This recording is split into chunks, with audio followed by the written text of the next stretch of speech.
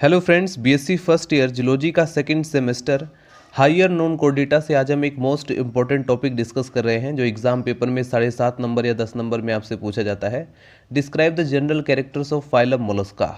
तो आज की इस वीडियो के अंदर हम फाइलम मोलस्का के जनरल कैरेक्टर्स को डिस्कस करेंगे। चलिए स्टार्ट करते हैं। यहाँ पर हेडिंग डालेंगे सबसे पहले आप general characters of phylum Mollusca, और इसके फाइलम मोलस्का के अंदर जितने भी एनिमल्स हैं उनकी बॉडी के क्या क्या कैरेक्टर्स है या उनके बेसिकली क्या कैरेक्टर्स हैं उन्हीं को हम डिस्कस करने वाले हैं। फर्स्ट कैरेक्टर आप नोट डाउन करेंगे। फाइलम मोलस्का के अंदर पाए जाने वाले जितने भी एनिमल्स हैं उनका जो शरीर है वो सॉफ्ट होता है, कोमल होता है, नॉन सेगमेंटेड होता है, यानी कि खंडों में डिवाइड नहीं होता है, अखंडीय होता है, और इनका जो शरीर है वो ट्रिप्लोब्लास्टिक होता है, यानी त्रिस्तरीय होता है। इनकी बॉडी जो होती है वो 3 लेयर्स की या 3 स्तरों की बनी होती है। शरीर पर खंडयुक्त उपांग नहीं पाए जाते हैं, यानी इनकी जो बॉडी है उस पर सेगमेंटेड अपेंडेज नहीं पाए जाते हैं। जैसे फॉर एग्जांपल आप लोग आर्थ्रोपोड्स में देखते हैं तो उनमें सेगमेंटेड अपेंडेज पाए जाते हैं, बट फाइलम मोलस्का के एनिमल्स की बॉडी पर सेगमेंटेड अपेंडेज नहीं पाए जाते हैं। इसका आपको ध्यान रखना है। तो आप एग्ज़ाम पेपर में हमेशा ध्यान रखें कि जो जो इंग्लिश में लिखने लायक है, जैसे इनका शरीर जो होता है, बॉडी है, वो कोमल है, तो इसको आप सॉफ्ट लिखेंगे, नॉन सेगमेंटेड लिखेंगे, और त्रिस्तरीय को ट्रिप्लोब्लास्टिक लिखेंगे।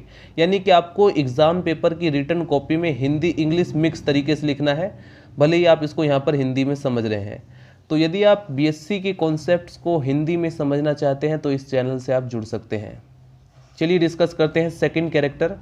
गैस्ट्रोपोडा के अतिरिक्त सभी जंतुओं का जो शरीर है वो द्विपार्श्व सममित होता है, यानी कि इनके अंदर जो गैस्ट्रोपोडा है अगर उनको छोड़ दिया जाए तो बाकी सभी एनिमल्स की जो बॉडी है वो बायलेटरली सिमेट्रिकल होती है।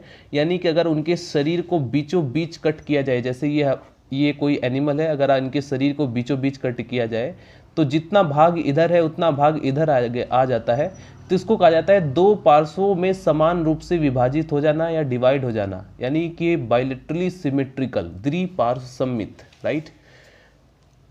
यानी कि इनका जो शरीर है गैस्ट्रोपोड्स को छोड़ करके द्विपार्श्व सममित है, यानी बायलेटरली सिमेट्रिकल है। तथा इसको सिर, विसरल मांस और इनका जो पैर है, पैर तथा मेंटल में बांटा जा सकता है। तो ये जो एनिमल्स इनकी बॉडी को सिर, विसरल मांस, पैर तथा मेंटल में बांटा जा सकता है।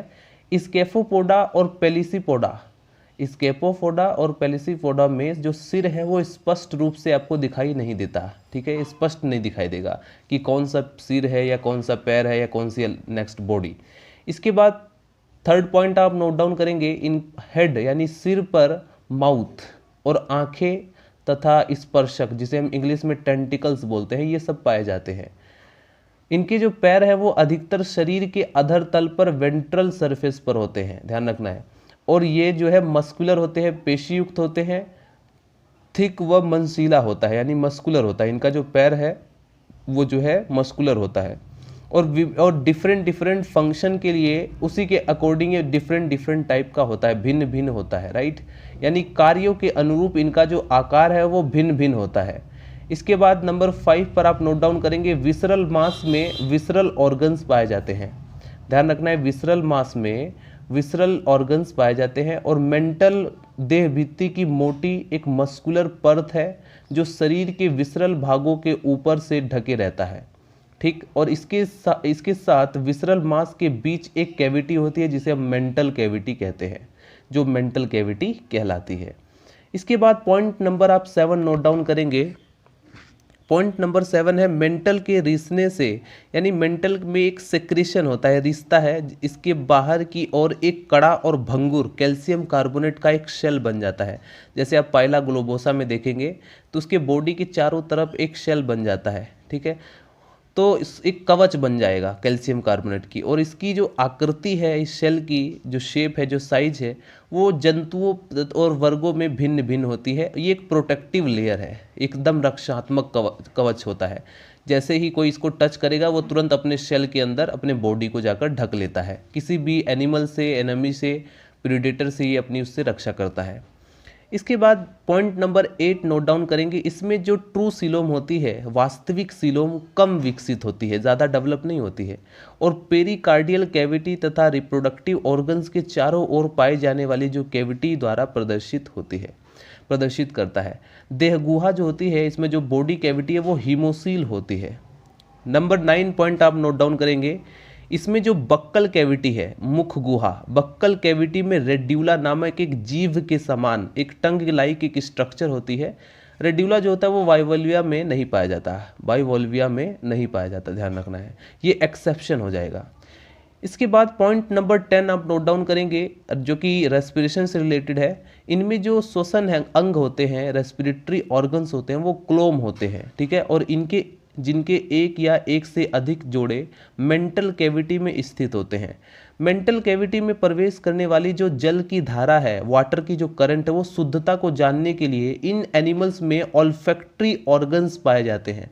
कुछ एनिमल्स में एरियल यानी कि वायवीय श्वसन के लिए फेफड़े के समान एक पल्मोनरी कोश भी पाया जाता है, राइट, जिसे हम बोलते हैं पल्मोनरी चैम्बर। तो रेस्पिरेशन से रिलेटेड जब हम पहला का रेस्पिरेशन देखेंगे तो उसमें काफ़ी ज़्यादा आपको पता चलेगा कि ये दोनों तरह के रेस्पिरेशन करता है, पानी के अंदर भी और पानी और जमीन पर भी, टेरेस्ट्रियल भी, right. Point number 11 note down करेंगे, जो कि है ब्लड वेस्कुलर सिस्टम से रिलेटेड, यानी वेस्कुलर सिस्टम से। तो इनमें जो वेस्कुलर सिस्टम होता है वो लोक्यूलर टाइप का होता है, और इसमें जो डोर्सल सरफेस पर हार्ट इनका कहाँ पर प्रेजेंट होता है, डोर्सल सरफेस पर, जिनमें कुछ ब्लड वेसल्स निकलती हैं, राइट। इसके बाद आता है पॉइंट नंबर 12, जो कि है एक्सक्रीशन से रिलेटेड, उत्सर्जन से रिलेटेड। तो इनमें जो उत्सर्जन के लिए एक या एक जोड़ी इसमें किडनी होते हैं, ठीक है, और एक और सिलोम से तथा दूसरी ओर ये मेंटल कैविटी से संबंधित होते हैं। एक बार इसको फिर से रिपीट किया जाए, उत्सर्जन के लिए यानी एक्सक्रीशन के लिए इसमें दो जोड़ी किडनी होता है, एक या दो जोड़ी प्रेजेंट रहेगा, जो एक और सिलोम से और दूसरी और मेंटल कैविटी से रिलेटेड होते हैं, संबंधित होते हैं। इनमें जो नर्वस सिस्टम है वो एक जोड़ी सेरेब्रल तथा एक जोड़ी इसमें प्लूरल और पीडल तथा विसरल गैंग्लिया तथा उनसे निकलने वाली तंत्रिकाएं होती हैं, जैसा कि हम लोग नर्वस सिस्टम में देखेंगे। पहला के नर्वस सिस्टम में आप लोगों को अच्छे से समझ में आ जाएगा। उसके बाद आता है पॉइंट नंबर 14, 13 के बाद 14। इसके जो संवेदी अंग है यानी सेंसिटिव ऑर्गन्स हैं वो नेत्र, स्पर्शक, आस्फ्रेडियम या लिथोसिस्ट होते हैं, ठीक है। ये इनके क्या है, सेंसिटिव ऑर्गन्स। कई बार एग्जाम पेपर में ऑस्फ्रेडियम के बारे में शॉर्ट क्वेश्चन में 2 नंबर में आपसे पूछा जाता है कि ऑस्फ्रेडियम क्या है या टेंटिकल्स क्या है। ये सब इनके जो है संवेदी या सेंसिटिव ऑर्गन्स होते हैं। लास्ट पॉइंट है पॉइंट नंबर 15। इनमें जो कि सेक्सुअल से रिलेटेड है, मेल एंड फीमेल जो रिप्रोडक्टिव ऑर्गन्स है वो अलग अलग एनिमल्स में पाए जाते हैं, राइट, किंतु ये एक ही जंतु में भी हो सकते हैं, ये भी ध्यान रखना है। यानी मेल और फीमेल जो ऑर्गन्स होते हैं, सेक्स ऑर्गन्स, वो एक ही एनिमल में भी हो सकते हैं और अलग अलग एनिमल्स में भी पाए जा सकते हैं। इनमें जो जनन अंग है, रिप्रोडक्टिव ऑर्गन्स, जोड़े में नहीं पाए जाते हैं। फर्टिलाइजेशन का जो पूरा प्रोसेस है वो शरीर के भीतर हो व बाहर भी हो सकती है, यानी इसमें दोनों तरह का फर्टिलाइजेशन होता है, एक्सटर्नल और इंटरनल। इंटरनल फर्टिलाइजेशन क्या है, जब फीमेल बॉडी के अंदर स्पर्म को रिलीज किया जाता है तो ये इंटरनल फर्टिलाइजेशन हुआ, और अगर बाहर रिलीज किया जाता है पानी में या किसी टेरेस्ट्रियल पर, तो जनरली पानी में होता है, तो इसको हम बोलते हैं एक्सटर्नल फर्टिलाइजेशन। अधिकतर ये अंडे देते हैं, एग देते हैं, परंतु कुछ विविपैरस भी होते हैं, ठीक है। और डेवलपमेंट में या तो इनमें जो है वेलिगर लार्वा होता है अथवा लार्वा अवस्था नहीं होती, यानी कि इसमें लार्वा भी बनता है और नहीं भी बनता है, यानी डायरेक्ट डेवलपमेंट भी होता है और इनडायरेक्ट डेवलपमेंट भी होता है, राइट। तो ये थे फाइलम मोलस्का के जनरल कैरेक्टर्स। आई होप आपको ये समझ में आया हो। Thank you so much watching this video.